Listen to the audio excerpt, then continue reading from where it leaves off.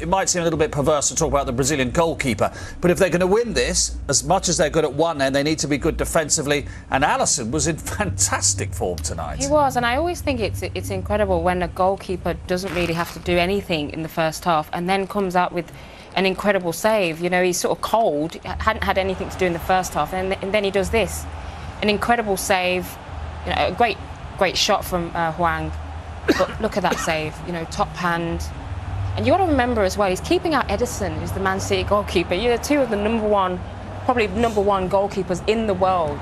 You know, Brazil have got those to choose from, and this is why really he's keeping Ederson out, because of these types of saves. And this is the professionalism, isn't it, Roy? You're 4-0 up, but your goalkeeper he's the one player really not interested in easy. Yeah, he'll be disappointed with this. Listen, he can't do much with this. I think there's a couple of deflections along the way, but he'll be disappointed. But he'll still be, in terms of the saves he made, nice gesture coming off there. But again, we've said it many times before, an outstanding goalkeeper.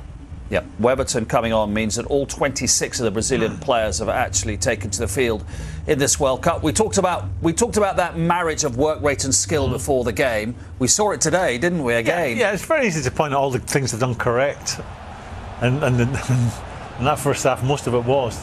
But the hard yards is sometimes a thing that the really talented, skillful players don't always buy into. But they were doing that, you know, in the first half. They were hunting it together.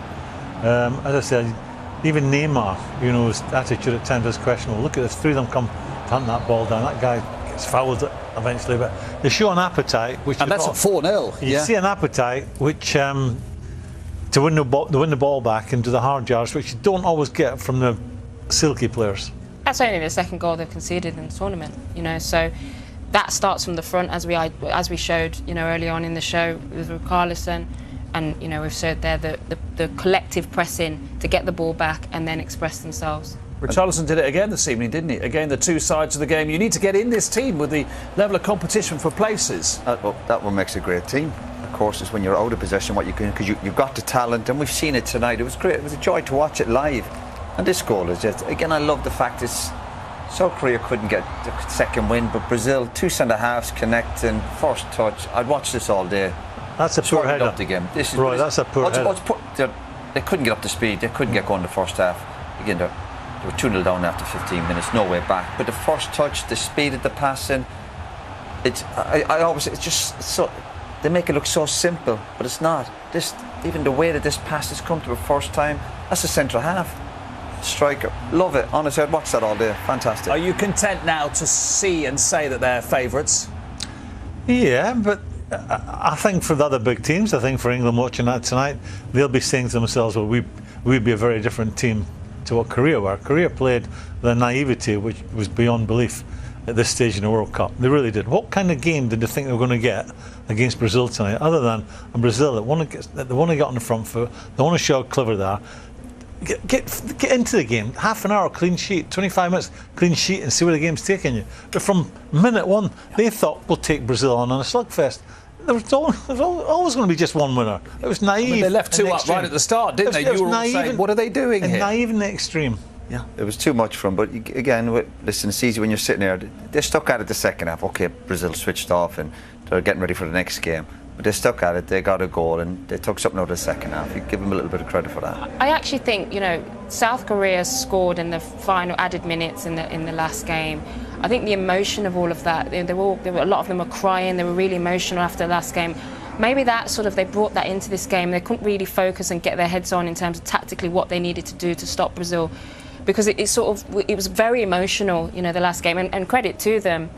But the first half, you know, they to set up like that against Brazil, they were really asking for it. But second half, and they got a goal. The World Cup pot then is getting bigger. Here is how you can go and win it. Richarlison's having an extremely good World Cup, and Neymar, with his blonde locks, fit again, back on the pitch. Roy, what about Neymar? That's in a way a perfect game for him, just to ease back into it, wasn't it? Perfect. Obviously, he missed the last couple of games. He's back. He scored tonight. He's had his hair cut. He's dancing well. The feel-good factors there. Physically, the game wasn't that draining for the players. You look at Croatia, they're playing extra time penalties, which all helps in the preparation. But again, the feel-good factors there. They're enjoying their football. They're scoring goals. We saw in the first half how brilliant they are. Huge goal threat. Croatia do well to stop them. Is that the way you think it'll go with Brazil going forward? Neymar very much floats, and Paqueta and Casemiro, well, they clearly don't keep the back door locked, because Paqueta's quite an attacking player as well. But do you imagine that's how those three will operate? Yeah, and I think, you know, Rafinha and Vinicius Junior on either side of Richarlison, that seems like a settled front three. Rafinha's got to be disappointed he hasn't scored tonight. You know, he's just paying me with high-scoring games if he didn't score as a striker. But he's had some really good chances, so it'll be interesting to see if Brazil change out Rafinha, maybe bring in Martinelli. But Neymar in that sort of 10 role, it's almost like a free role, and he joins in and you know, does his stuff and expresses himself. When they all play together and connect together, it's a joy to watch. You can't tether Neymar. You don't want to tether Neymar, do you? Say that again? You don't want to tether Neymar, do you? You want to let him go? I want to see more from him. He's got incredible ability. He was heir apparent to the throne of Messi and Ronaldo, but he's not picked the baton up for me. I'm not sitting here saying he's not an extremely talented man. There's things about him that are easy on the eye. I just find it slightly frustrating that, you know, when it's going well for him, he wants to show how clever he is all the time and make it look that it's very easy for him. I'm not being a killjoy, because some of the football tonight was fabulous, but, you know, I'm thinking, and he'd be the exact same if he was out there. You would have emptied him tonight, some of his antics with his showboating, but he is great on the eye for some people.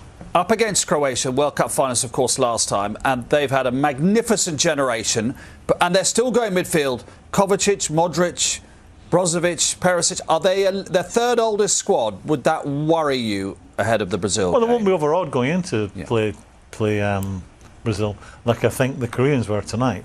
It was one of two things: they were completely overawed, or their game plan was just a total shambles. I mean, they tried to win it from minute one. I think Croatia, as you said, an experienced team, will be a very different game. I expect them to start off cautiously, see where the game takes you.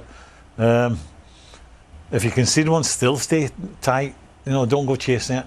And then you get into the second half, and then if you feel you have to chase it. But I thought Brazil for 45 minutes, this easy on the eye, but they had a very easy game against a very ordinary and naive Korea this evening. I think Croatia would do well to watch how Serbia stopped Brazil in that first game. I know it feels like ages ago it was the first game, but if you watch that game back, Serbia blocked out the centre of the pitch and forced it out wide, and then sort of doubled up out wide, and players started getting frustrated. Neymar started getting frustrated. Second half was different. You know, they got the goals, but I think that was a very good way of stopping Brazil getting into their flow, certainly in the first half.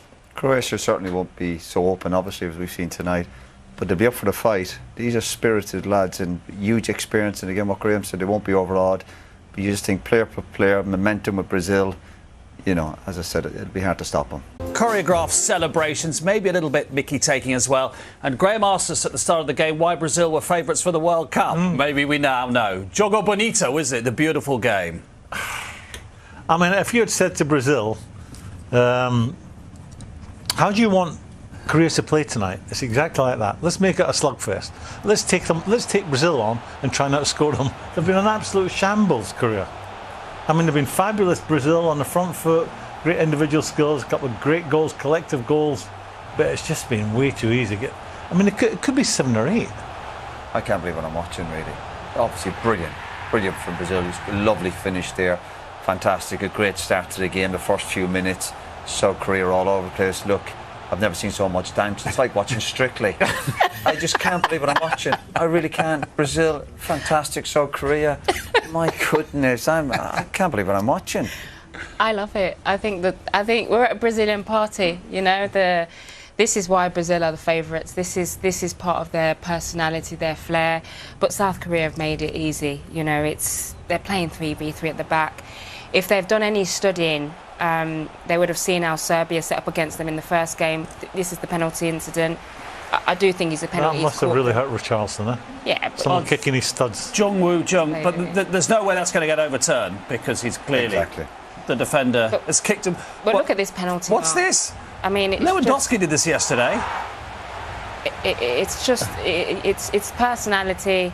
You know, you can say, oh, you know, they're not respecting South Korea, but I think that Neymar would have done that against most teams. It's just they're enjoying themselves out there. It's a party. This is the team goal of the championship coming up, isn't it? 3-0. This is 2 centre halves. Yes. And Silva, I don't know what this is, a tennis head. I don't know. So that's Marquinhos So sponsored this is half. Marquinhos That's back to Thiago Silva. And the first time pass from Silva is just a delight. You know, he pings it. It's a great first touch from Richarlison. Watch this. It ends up Marquinhos here, and he pings it. This is a ping pass. Look, ping. Great first touch from Richarlison's Richarlison. confidence is through the roof, isn't it? Unbelievable. That's what happens. And the weight of the pass is fantastic from central defender. And again, he's running, obviously a great run. Lovely, again, it's the first touch. And he's in on goals. Lovely, so simple but brilliant. See the weight on the pass. Sorry, the weight on the pass from Marquinhos.